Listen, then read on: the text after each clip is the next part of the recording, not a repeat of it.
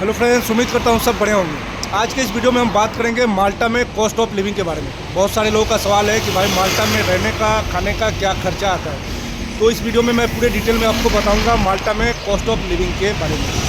So friends, सबसे पहले आप जान लो कि जब भी आप माल्टा में पहली बार आते हो तो आपको यहाँ रहने के लिए एक बेड स्पेस या फिर रूम की ज़रूरत पड़ती है। तो ये डिपेंड करता है कि आप कौन से सीज़न में आ रहे हो, क्योंकि गर्मी के टाइम में थोड़ा मुश्किल होता है यहाँ पे रूम ढूंढना। हालांकि मिल जाता है लेकिन आपको मनचाहा रूम बेड स्पेस नहीं मिलेगा।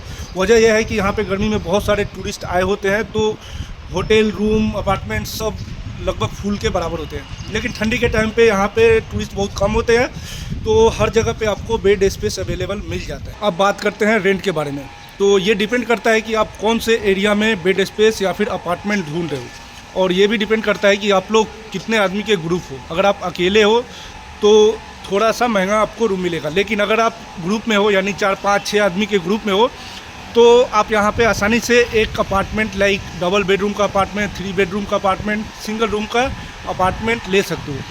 तो उसमें क्या होता है कि कम पैसे में मिल जाता है। यानी कि डबल बेडरूम का अगर अपार्टमेंट यहाँ पे लेते हो तो 1000 से 1200 यूरो के आसपास में मिल जाता है और अच्छा खासा रूम आपको मिलेगा। लेकिन जब आप सिंगल बेड स्पेस यहाँ पे लेते हो तो आपको काफ़ी सारे लोगों के साथ शेयरिंग में रहना पड़ता है, जैसे 10 आदमी, 12 आदमी, 15 आदमी के साथ में शेयरिंग, टॉयलेट, किचन, ये सभी उतने लोगों के साथ में शेयरिंग होता है। फिर भी आपको एक अच्छा अपार्टमेंट नहीं मिल पाता है। लेकिन जब आप एक ग्रुप में 5-6 आदमी के ग्रुप में, तो उतने आदमी के बीच में जब आप एक डबल बेडरूम का अपार्टमेंट ले लोगे तो सिर्फ उन लोगों के बीच में आपका किचन बाथरूम शेयरिंग होगा और कम पैसे में भी मनचाहा अपार्टमेंट मिल जाता है। लेकिन जब आप अकेले हो तो आप यहाँ पे बेड स्पेस ढूंढोगे तो 200 यूरो से 250 यूरो के आसपास में नॉर्मल टाइम पे मिलता है यहाँ पे बेड स्पेस। लेकिन ये भी डिपेंड करता है कि आप कौन से लोकेशन पे ढूंढ रहे हो। अगर आप लाइक स्लीमा, मैं स्लीमा में रहता हूँ, तो स्लीमा और सेंट जूलियन, जीरा, पिएटा, पेम्ब्रोक, स्विगी, इन सभी एरिया में हमेशा बेड स्पेस अपार्टमेंट महंगा ही होता है, क्योंकि ये एरिया जो है माल्टा का मेन टूरिस्ट एरिया है। यहाँ पे हमेशा टूरिस्ट लोग आते हैं सबसे पहले, उसके बाद ही कहीं घूमने के लिए जाते हैं। लेकिन अगर आप आउट एरिया में लाइक ओर्मी, लाइक सेंट पॉल और जब्बार, मार्शलस्लाव, इन सभी एरिया में अगर आप बेड स्पेस या फिर अपार्टमेंट ढूंढते हो तो इन एरिया जो मैंने बताया, स्लीमा, सेंट जूलियन, इन एरिया के मुकाबले उन सभी जगहों पे सस्ता मिलता है, क्योंकि वो सब थोड़ा इन एरिया से दूर पड़ता है। तो वहाँ पे आसानी से भी रूम मिल जाता है और कम दाम में भी। लेकिन यहाँ का कारण क्या है कि सबसे ज़्यादा जो काम होता है होटल लाइन, रेस्टोरेंट लाइन का वर्क जो होता है, जो मैंने बताया सेंट जूलियन, स्लीमा, स्विगी, पेम्ब्रोक, इन सभी एरिया में ही ज़्यादा होटल रेस्टोरेंट है, तो ज़्यादातर टूरिस्ट लोग इधर ही आते हैं। तो इस वजह से इन एरिया में थोड़ा महंगा होता है अपार्टमेंट रूम। तो मैंने जो एरिया बताया सेंट जूलियन, स्लीमा, जीरा, इन सभी एरिया में हर टाइम पे आपको 250, 300 एक नॉर्मल बजट में आपको हमेशा एक बेड स्पेस मिलेगा। लेकिन जब आप ढूंढोगे कोई आउट एरिया में लाइक सेंट पॉल, ओर्मी हो गया, मार्शलस्लाव हो गया, जब्बार हो गया, पिएटा भी एक आप ले सकते हो, क्योंकि ये थोड़ा दूर है हम सेंट जूलियन और जीरा, स्लीमा से।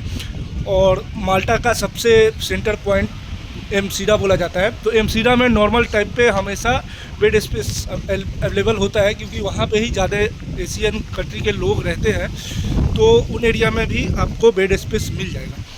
तो कुल मिला के बात कहा जाए तो 200 से 250 यूरो के आसपास में आपको माल्टा में एक बेड स्पेस मिल जाएगा रहने के लिए। उसके बाद बात करते हैं कि आपका खाने का क्या खर्चा आता है। तो ये भी डिपेंड करता है आपके ऊपर कि आप क्या खाते हैं और आपका बाहर का पॉकेट खर्च क्या है। लेकिन एक नॉर्मल अगर आप खाते हैं खाना घर पे रूम पे बना के, तो 150 से 200 यूरो के अंदर में आप अच्छा खाना बना के खा सकते हैं। लेकिन अगर आप बाहर खाते हैं तो बाहर काफ़ी ज़्यादा कॉस्टली है, तो ज़्यादा पैसा लगता है। तो यहाँ पे मेन पॉइंट की बात की जाए तो महीने का एक मैक्सिमम रूम का रेंट 250 और खाने का मैक्सिमम 200, यानी 450 यूरो हर महीने आपका यहाँ पे कॉस्ट ऑफ लिविंग है। लेकिन एक बात और आप लोग ध्यान में रखना कि जब फर्स्ट टाइम पे आप माल्टा में आओगे तो जब भी आप कोई भी रूम, अपार्टमेंट और बेड स्पेस लेते हो तो वहाँ पे जो ऑनर है उसको रेंट और प्लस डिपॉजिट भी देना होता है।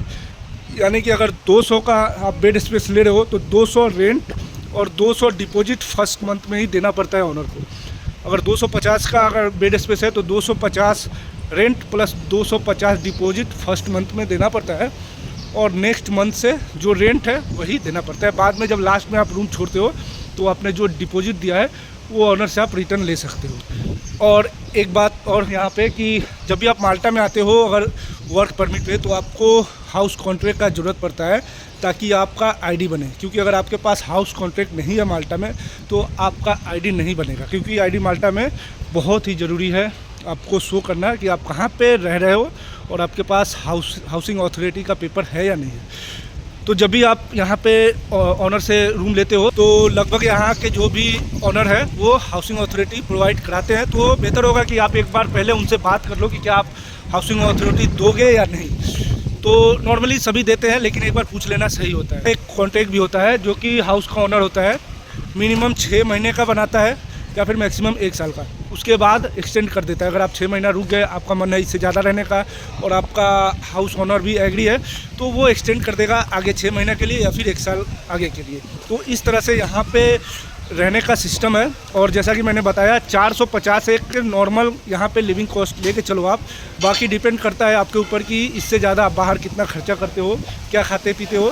तो ये है। सो फ्रेंड्स, उम्मीद करता हूँ वीडियो आप लोगों को पसंद आया होगा। मिलते हैं फिर नेक्स्ट वीडियो में, तब तक के लिए धन्यवाद।